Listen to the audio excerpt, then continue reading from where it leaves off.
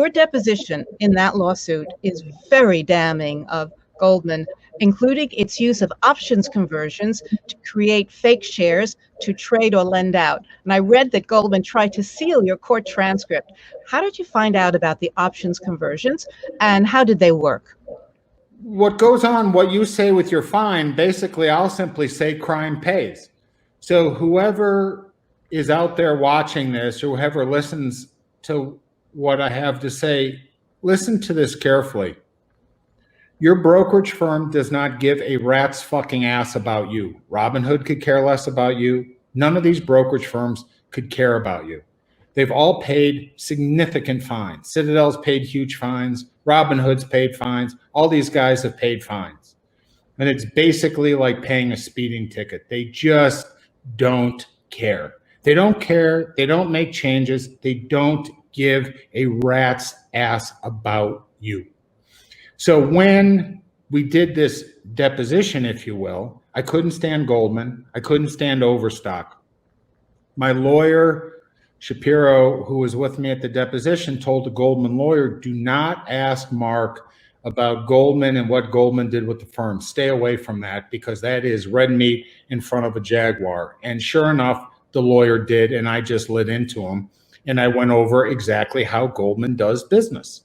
And you know, these conversions, if you will, are or should be illegal, but there's a little loophole in this that I'll get into later.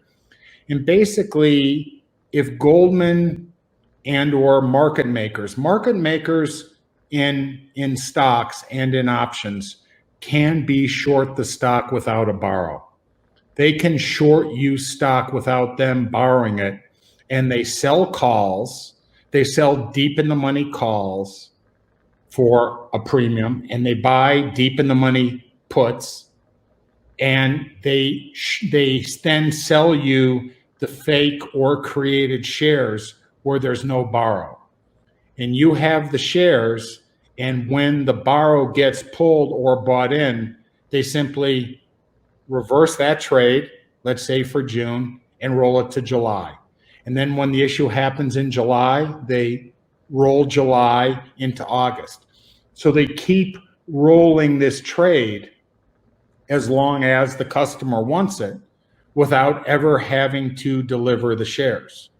Now, there's a loophole that says market makers do not need to borrow shares to keep, in quotes, air quote, a fair and orderly market.